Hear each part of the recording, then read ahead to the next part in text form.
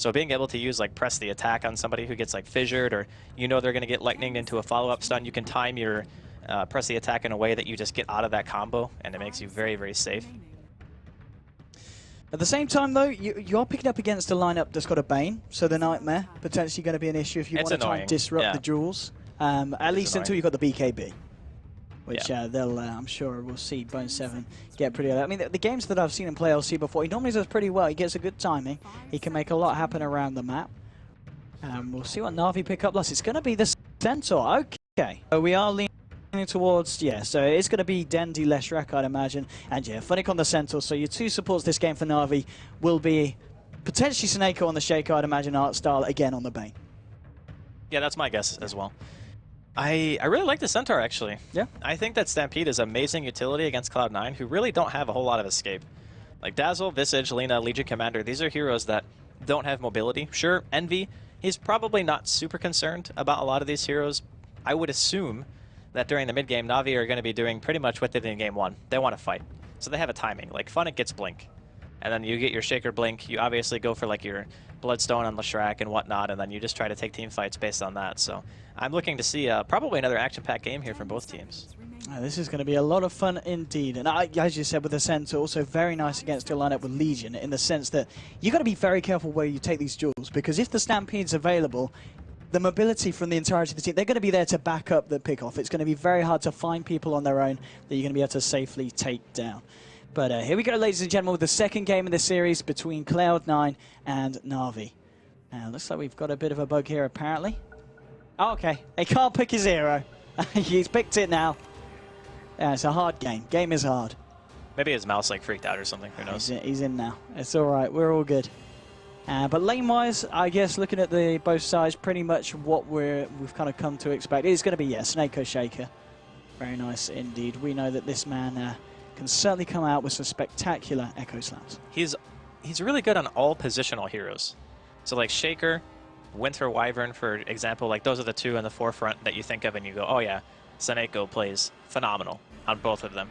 Anytime he can sit in the back and kind of just wait for his moment, those are the heroes that I feel like he really shines on. And like you mentioned too, his awareness during team fights is ridiculous. Like he knows exactly when he needs to go, he knows who he needs to go on, and he knows like his limits are endless on these heroes. So really looking forward to seeing what he can bring on the Shaker this game. And I'm hoping that at the very least we see a game that's even half as exciting as the game number one. Because if it got to a point where we were talking about like 30 minutes in, and suddenly it felt like maybe Cloud9 aren't really doing so hot, and then they managed to get a couple of really nice turnarounds. So looking forward to another action-style game. Let's see if we see anything kick off here at the start. Big Daddy moving in onto Art Style.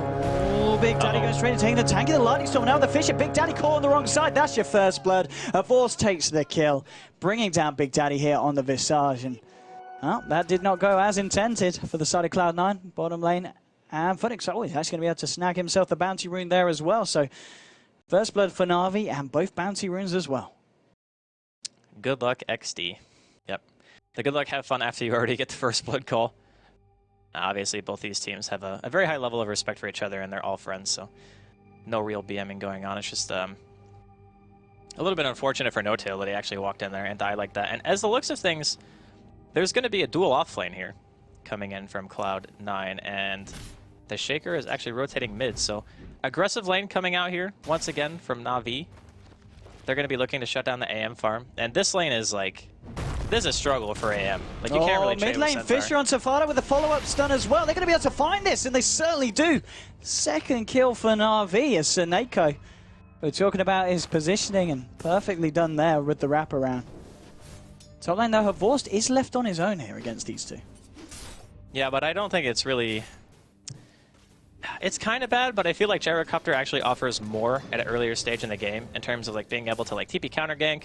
If you get some experience and at the very least you get to level 6, you can still utilize things like call down. Whereas AM absolutely needs the farm, and Havorst needs to be careful. He's trying to bait here because of the wraparound coming in from Seneko. Maybe they can find something here. Artstyle's got a brain sap as well. They should have the damage to bring down Big Daddy here. Looking for the Fisher. There it is. Big Daddy caught in the corner. The Fisher doesn't connect, but it doesn't matter because Havorst moves in with the Rocket Barrage, finds himself another kill. Na'Vi racking up the kills here on the scoreboard. And, wow, so far, the lane's looking pretty tasty for them. E on this bottom lane, blinking forward onto Funnick. Misery with the wraparound. Maybe Cloud9 can try and get themselves on the board. Funnick does not have the mana for the stun in there with a heal bomb. The final slap from Envy with his blades. And Teammates gets himself a kill. That was really nicely done from Cloud9. I like the fact that they actually left him at full mana for a really long time. So typically what happens when you're playing a hero like Centaur, who has a ton of HP, but very, very bad int, is that the AM will not be able to deal as much damage in a kill scenario if you're already out of mana, because Mana Break deals damage based on 60% of the mana burned. Seneko. He wants to wrap around every time. They want to dive this. Fish is going to get Big Daddy. Oh, he's not quite trapped, but I think he still might be in trouble. Tried to do this one around with the Soul Deception. Is not enough. Oh, maybe the heal from Boat 7. No, he still goes down. Again, Seneko with these rotations, catching out Cloud9 for what's the third time this game. Fantastic stuff from the Shaker, and a reason why we sometimes do see teams ban it out against Na'Vi. Interestingly enough, Havos mentioned in an interview recently that Seneko is the best player that he's ever played with. Those were his words. And I mean, after watching the guy play, it's kind of hard to argue, right? Like, he has just been everywhere, all over the map, just look at this. Winning all of the lanes for his team. Like, the only lane that's not winning right now is bottom. If Fada crosses this green line, I'll tell you, he's in trouble. And middle lane is hot lava right now. Fata does not want to get caught out. And he realizes the Shaker's MIA. He's over it. Yeah, he is indeed playing very safe. Just keeping himself on the right side. If he goes for the block here, though, which he's certainly going to go for, Seneko might be there. Then he's just got to move forward, and here we go. If he can get the Fisher, there's the Fisher. Just catching a big fly, the stun. Oh, I can't quite find the stun, Dendy. Can't quite get the combo there in that situation. But again, Seneko causing havoc across the map. What do you do when you have this kind of roam? Because Dazzle and Visage, they're not the types of heroes who can really roam and have this similar of an impact, right? Like, you're not going to get fissure blocked and feel like you're going to die if you're just ganking as a Dazzle or you're ganking even as a Visage. And honestly, Cloud9, they've put their lanes in a way that they actually don't want to rotate. They actually just want the Visage to hit 6, and they want the Dazzle to be able to pull, get some experience in gold. So the way that Cloud9 are playing it is a little bit more greedy, whereas Na'Vi are going for the kills. They realize that we have the damage in the early game and the disable to be able to just go for the straight up damage and just try to kill lanes themselves. And if they're not careful, Cloud9 could be dying here again in top lane. Just on the tip of the Fisher. Big Daddy slightly forward, but no, Ardstar isn't close enough. Seneko unable to find anything there with that bit of rotation. Bottom lane, Housy's farm looking, he's on 20 CS at the moment. Slightly ahead of the Gyro. Oh, Artstar needs to be careful. Big Daddy here with the slow, moving in as well. Just forcing back the Bane. Nothing more is going to come out of this one. Fata, he's having to look towards the camps here, by the looks of it. Is he going to hang around to look for the stack? It's going to be a bit of time that he's kind of sitting out of lane for this one. And Dendy so far in the mid lane, certainly having a favourable time. Top lane, let's see what they can do this time. Rocket Barrage from Force moving in on Big Daddy. They have lost the Bane. Seneko moving forward, hasn't got the cooldown available for the second, but it doesn't matter. Force finds the kill. Now the rotation from Misery coming to help out Bone 7. They're looking for the kill onto Force, but now with the one charges, he's going to be able to get himself away. No, he does go down. So this time Na'Vi losing 2 in the top lane, only finding 1 in return. So that is a trade that Cloud9 will finally be happy with. I gotta say though, Cloud9, they've lost a couple of heroes, but Bone 7's still farming pretty well. Like, it's 18-5 now. Actually, it got more than that compared to the 19-3. And they find Seneko here as well. He's so looks fast. Like the real Soul Assumption. The nuke damage is too much. And now suddenly, with these rotations, top lane's getting a little bit crushed. Honestly, I'm not really sure how you're supposed to fight against that. Like, as Shaker, if you don't get the block and a Gyro's not there for the damage output, you really can't do much of anything. And not really many people pick LC in the first place, so it's very hard to get a real good gauge of what the hero is capable of, and he just basically got wrapped. Ow, the Nightmare and the Courier hit, but he's not got nearly enough damage here. There's going to be CPs coming in as well. Dandy's looking for Fada. He's going to try for it. Misses the stun, though. Fada getting healed up. It doesn't matter. That's 1 kill. Bone 7's actually TP'd himself, and now with Seneko wrapping around with the Enchant Totem and the slap. It's a double kill for Seneko on the Shaker in the right place at the right time, and that is a rotation that they committed the Bone 7 Legion to, forcing him to leave his lane. And as we were saying, he was having a good old time up there, so he is not going to be happy with that movement. Well, I can understand the idea of wanting to save your mid player. Like, that part makes sense to me. Like, you see the stun come out, you just heal him, and bottom, Funnick taking a bit of damage here. He's got fairly tanky. He's got the juke shoes on, though. I think he might still be dead. And these 6. Yeah, it's just trying to create some type of mid lane. Time and space, because Dendi and Seneko yet again, they get Vata. Funnick does go down, so it is another trade. But honestly, Seneko, how many kills has he been involved in this game? 7 of the 8 on this Earthshaker. His kill contribution is off the scales. And the thing is, he's also managed to find time to stack between him being involved in every single one of the kills pretty much outside of one for his team. So this guy is just an absolute beast. Like, he's having a phenomenal game once again. But we also have to consider that Envy's got 2 kills right now. He's got Shreds, he's working his way towards Perseverance, he's already got the Ring of Health. So his early game, it's not really being stunted too much, and he's pulling ahead in farm. Top lane, Artstyle here with the Nightmare to Bone 7, Earth Force with the cooldown. He's got a Rocket Barrage available as well. Here we go, can they bring down Bone 7? The Fisher from Seneko from downtown, holding him in place. Seneko moving in, he's got an enchant totem as well. Seneko again with the rotations, can they kill Bone 7? Bone 7 trying to juke this one out to the sideline. Soul Assumption bringing Artstyle low, and then finally Bone 7 will bring down the bait. Seneko is trying to do it, he's like, guys, I need some kind of backup. Force says, I want to come in, but the Soul Assumption, the right click, it kills Force. Bone 7 took the tree, Seneko's like, I just want to kill this man. There's going to be the duel here from Bone 7. Is anyone going to die? Is Seneko's still alive? No! Oh Seneko! My God! What? This Earthshaker, this man, he does go down. Dendi now with the rotation will be able to clear out Big Daddy No-Tail as well. Na'Vi do lose the Gyro and Seneko, but this man, I can't quite believe what we're seeing on this Earthshaker. He dueled too early, man. He just dueled too early. If he had waited like maybe even 3 more seconds to duel, I think it would have been a little bit different, but it's hard to say. The enchant came off cooldown, the duel ended, he just didn't really have enough damage because No-Tail was out of mana.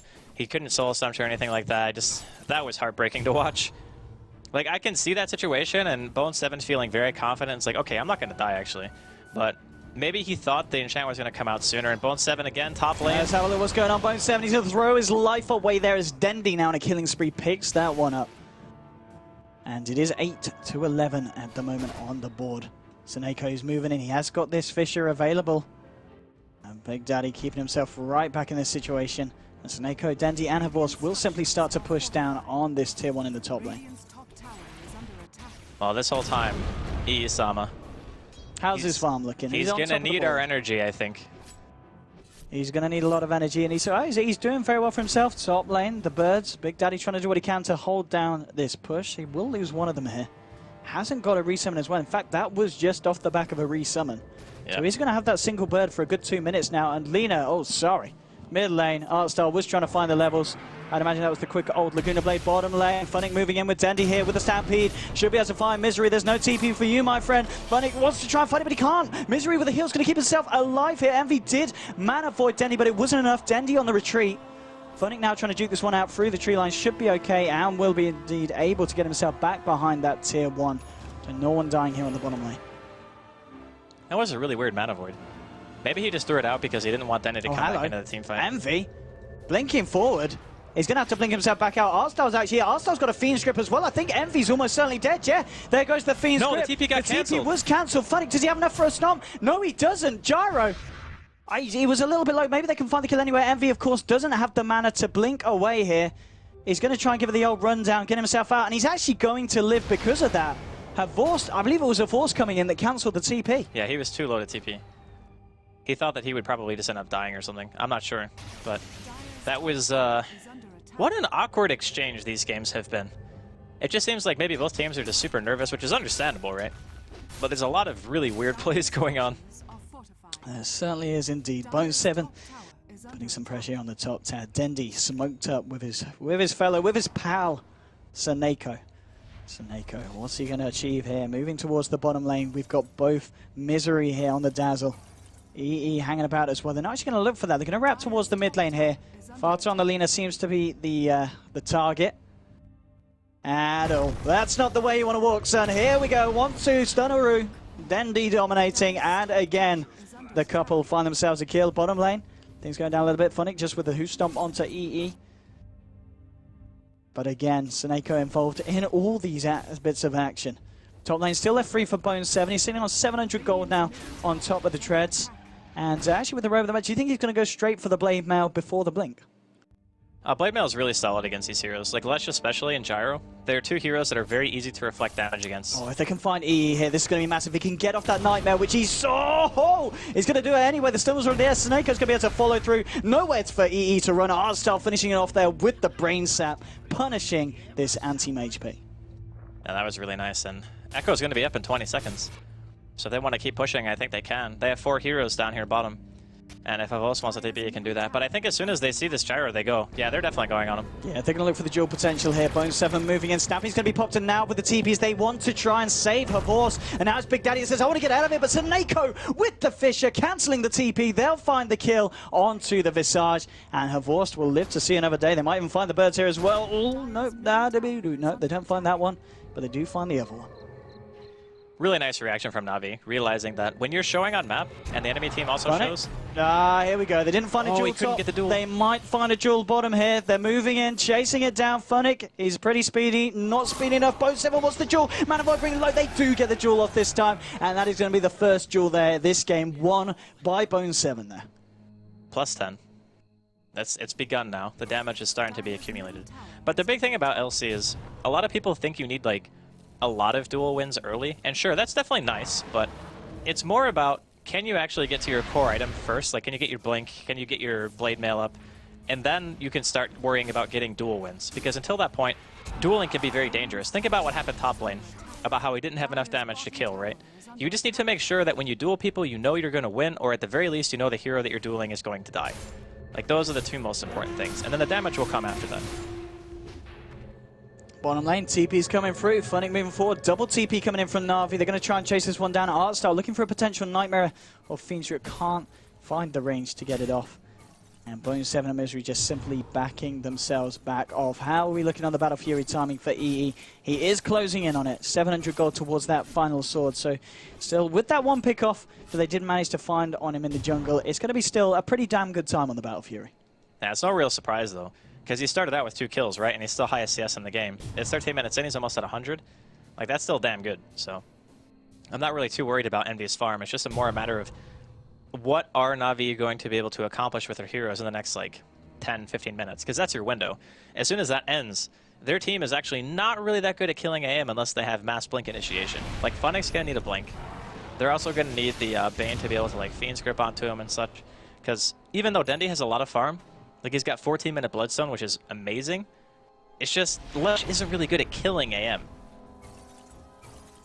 That's certainly true, but he's pretty good at killing other heroes, and they're going to try for this Na'Vi. Seneko, Havorst, and Denny moving up. Big Daddy just chilling there at the moment. Now he's going to start to move away. He knows that they're coming. TPs are coming in from the side of Cloud9. Bone7, he's going to know he's going to be able to get himself out from underneath the cooldown. It doesn't matter though. Havorst, Seneko, and Denny will bring him down. Vada trying to turn around with the Laguna Blade onto Denny now with the Soul Submission. Well, Denny getting low. Echo Slap for Seneko. Blows up Farta, and that is going to be the second hero down on Cloud9. Make that a third as Avors gets it with the Fisher block from Seneko. Once more, 3 heroes down for Cloud9, 17-10 now on the board. And Seneko's going to have Blink and 100 this gold. man is indeed. I think we might as well just keep the camera on him. I really don't see a reason to take the camera off Seneko. Let's have a look what's going on here. They're gonna, yep, Seneko will take that. No, okay. They let that one go to Bane. But that's Blink Dagger for Seneko as well. 15 minutes in, roaming Shaker. Yeah, I mean... It's good timing. So when you roam on a hero, like this game is very... This is like the perfect storm for a Earthshaker game, right? You found a kill almost every single time you moved around the map. It doesn't always happen this way. So when people watch this game, they're like, man, roaming Shaker is actually super legit. And it is when you're Seneko and you understand like what the limits of the hero are and who you can actually kill when you land a good fissure. But a lot of the time, it's very difficult to hit this blink timing, especially when you have a Soul Ring and Tranquils and a TP on top of that. It's solely because of his kill contribution that he's able to get it this fast. Like, he's got 6 kills and 9 assists at 15 minutes. Like, he has had an incredible early game.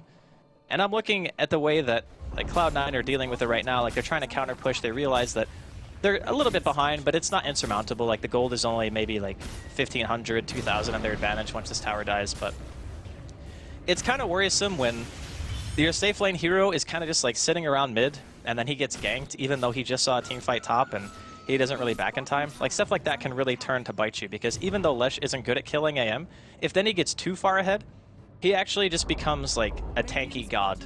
He'll get BKB, he'll get Octarine. Oh, here we go. Seneko Not straight again, in there, dude. controlling Envy. Oh my. Not the place you want to be farming, son. He just pretty much walked mid and died two times in a row. Bottom lane, Funnick just able to get off the Stampede. Fada was looking for the kill, blew the Laguna Blade for that now. He himself might be in trouble. Dendy moving in, looking to try and get this one. Fada trying to juke out the stun. Dendy's actually going to get stunned up himself here by the Light Strike Array. They're trying to set this up onto Big Daddy. It looks like they're looking for the escape here. Dendy and Artstyle don't want to stick around. TPs have been forced out from Cloud9, and they don't want to look for anything else more on the bottom lane. Towards the middle lane, though, Havor's trying to chip away the tower. Bone7 coming in. Is on his own at the moment, though. And won't be able to catch Havor's out this time. Envy cannot afford to keep dying. Like, it's obvious. Like, Snake's just bought a gem. He's got the money. He's rich, dude. He's actually rich.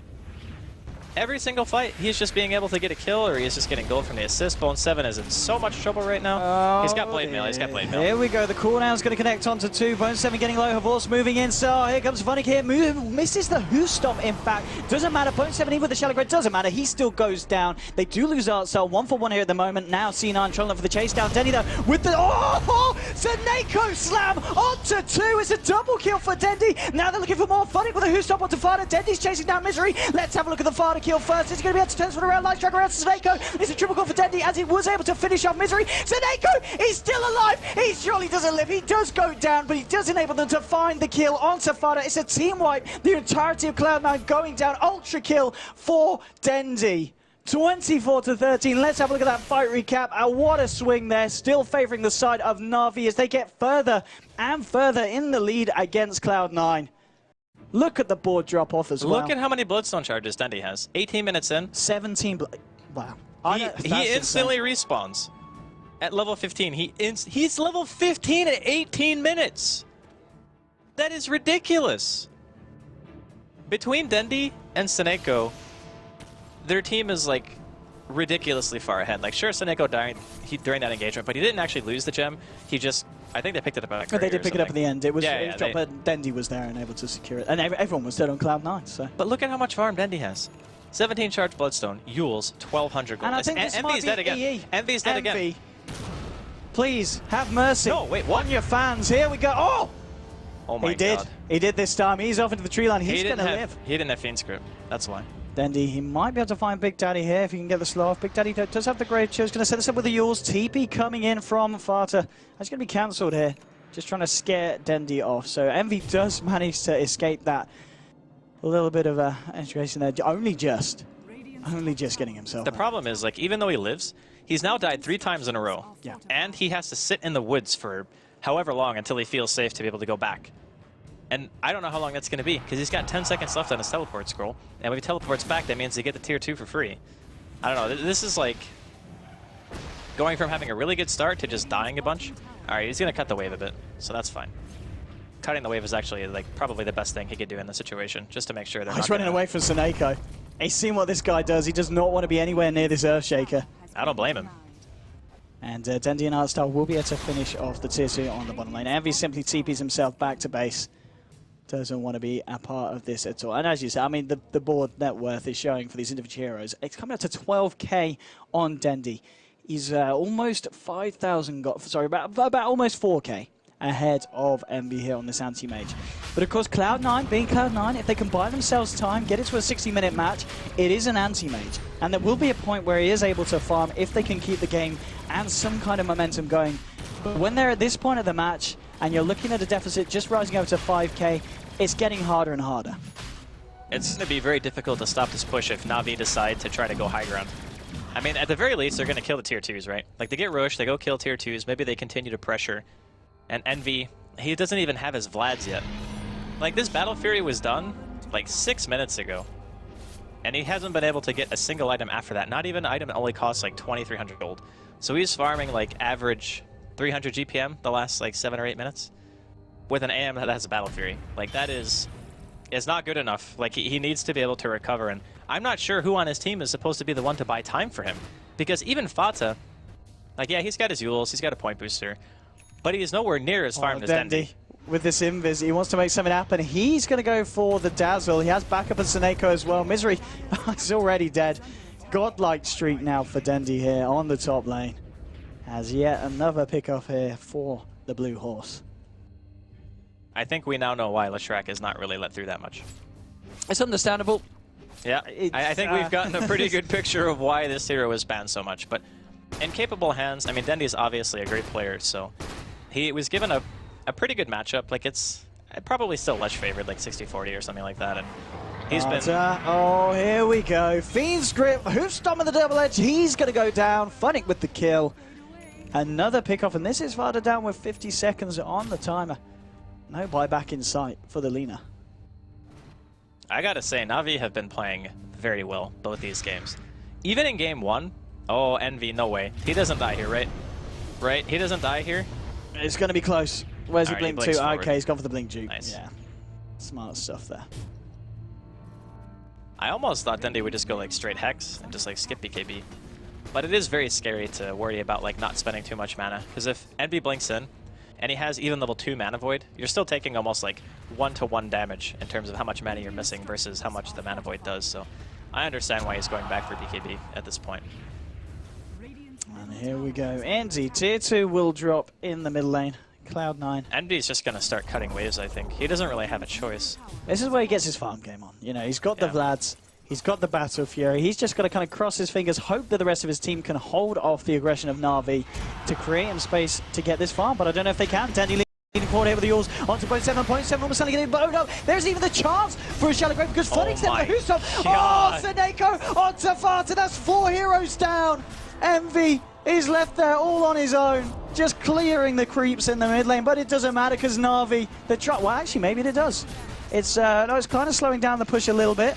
Yeah, but this is the thing, like... Oh, maybe it is enough. They don't have the damage. They don't have the damage. The creep cutting is actually going to keep their base alive, so Envy did the right thing here, realizing he can't team fight, knowing that the only play is to try to just delay them from killing the base. Oh, he's giving it his best here, though. I mean, he's trying. He hits for a menacing, like, 16 damage we and a can do it. The power of teams, the power of friendship here. Friendship, yeah, there we go. There we go, friendship. It does, no, okay, it's probably... The creeps bottom are taking the back door, yeah. Rather than the power of friendship. There we go. That's the middle set of racks down here on the side of Cloud9. Cloud9 are all back there in a couple of seconds. Are they able to do anything though? No. Well, how's his farm looking on top of that? Vlad's now. He's coming up to 1900 gold. Still got a fair way to go before he's on a level. I mean, Dendy, 22 Bloodstone charges, 3.6k gold in the bank. How do you kill him? If he gets BKB, which he has enough money for right now, and he gets like 1 armor item, I think he is pretty much God mode. I don't think they could actually kill him. Like, in the last game, we talked about Havos and how tanky he was. It's a relative term, like how tanky he is versus the kind of item progression that Cloud9 actually have right now. Since Fata doesn't have Aghanims, and their AM is not really super farmed, it's kind of just like how much tankiness he has relative to what the items of Cloud9 are looking like. It just doesn't really look that great at the moment. And a man we haven't really been talking about, Funnick. 24 minutes in, he's got himself an Aghanim Scepter. That is actually... And that's pretty much Bone 7, you're never winning a duel again. Yeah, that's what I was just thinking. It's like, if you pop that during a duel, how are you going to win? How many duels is Bone 7? It's just that one duel. It's just the one duel. Just the one duel. Yeah. Everybody gets one. Let's see if we can get another one before this game is over. Cloud9, we know that they are the comeback kings. Yeah, last game I really didn't think they had a chance, but they proved me wrong, so let's see if they can do it again. Here we go. Na'Vi up to the high ground, onto the tier 3 as well. Worth noting, Seneko, he had the money to do so, so why not? Oh, Seneko, there we go, straight onto Bone 7 and Fada. Misery's going to get blown up straight away by Funnick. Fada, he's getting low, he's going to go down as well. GG's called. Cloud9, they can't take it anymore. Bone 7, he disconnects straight away. He was not happy with the duels. And that's it. That is it. Game 2. Goes to Na'Vi. The series is 1-1. Both teams walking away with 1 point each. What a series, Andy. I'm trying to think of if there was any point in this game where everything just went like completely wrong. Because some games you kind of have 1 or 2 really bad team fights that just secure you the game or like lose you the game. But for this match, I feel like Cloud9, Envy had a great start. Like, he was 2-0, he died 1 time, and then he died 3 more times in a row.